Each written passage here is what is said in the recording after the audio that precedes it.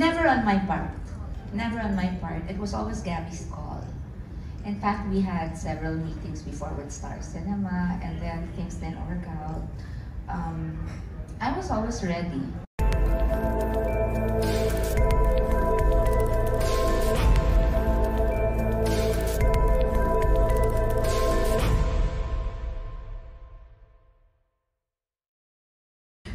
We understand what you're saying. That's also the Gabby and Sharon we fell in love with. But through the years, Ate Shawi, everybody has been asking naman talaga, a movie please, you know, whatever, project together, and nagkataon lang yung 4 years ago. But, was there really any hesitation why it took this long? And, I mean, I know ikaw, you'll open up to us. Yes, never on my part. Never on my part. It was always Gabby's call.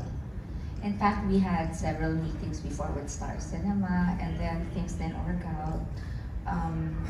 I was always ready. So, and then, if you're going to ask kung makakaroon kami ng movie after the concerts, I think it will all depend on the dynamic that we will experience while doing the concerts. Kung magiging okay lahat ang flow, kung magkakasundo kami, kung walang problema, walang issues, walang hassle, walang stress, then there's no reason for us not to, diba, do a movie. But at this point, kasi in our lives, parang mas importante yung may peace na lang for the sake of our daughter. Ano yung, of course, preparation at adjustment, hindi Martin Rivera, hindi ko naman sabihin na si Gabby ha, hindi naman Martin Rivera or Gabby or or ano pala, or Gary or Regine ang ka-concert mo, diba? Gabby Concepcion. Relax lang. Adjustment mo dito. Malaki. Malaki in a happy way. Ikaw ba yung hindi masyadong... Ikaw ba yung aalala, if ever? Alam ko lang na magtatrabaho talaga ako. Na kakanta ako. Pero in terms of preparation, hindi ako nag-prepare ng vocal gymnastics. Ano lang, relax lang. Feel good lang, good vibes lang. Looking forward lang ako mapasaya yung audience. Yun lang talaga ang gusto ko, mapasaya talaga yung audience. Mapakilig, mapa-memories kayo, mapa-reminisce kayo. Gusto ko talagang malaman eksakto, Gabby, kung ano yung nararamdaman now that magsasama uli kayo siya. Of course, syempre kayo na dinadaan mo sa biro, but I know behind that. Well, seryoso yan, ano? Yes. Hindi mo naman maaalis talaga na may pinagsamahan kami.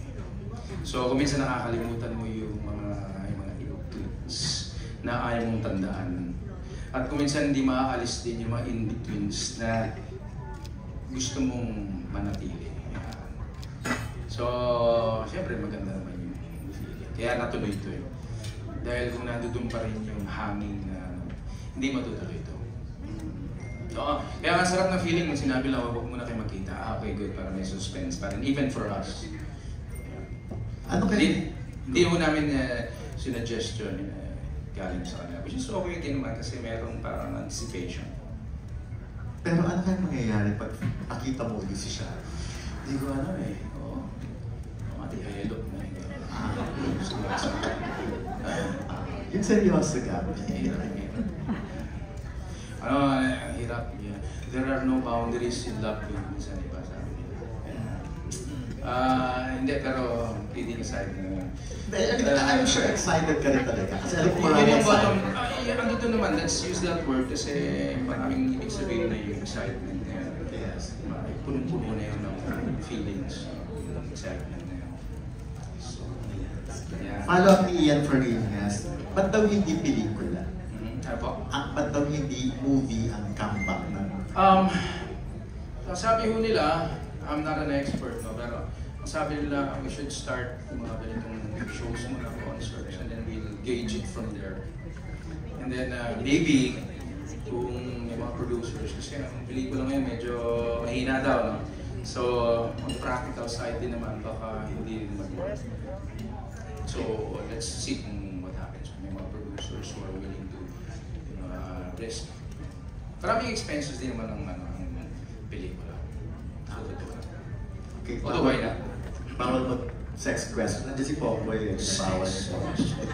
Medyo, nagtataka lang ako. So, kung hindi kayo magkikita ni Sharon, andun na kayo sa concert, magkikita pa.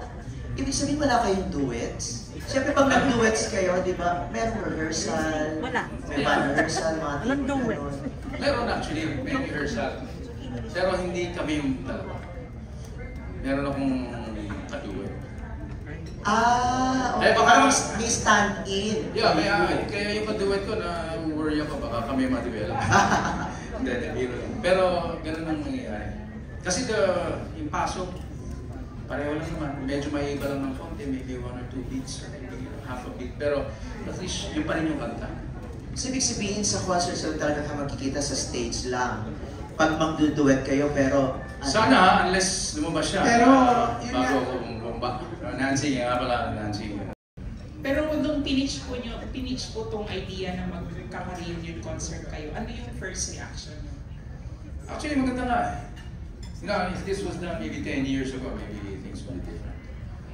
Pero things are different now. So, okay na kami. Yes.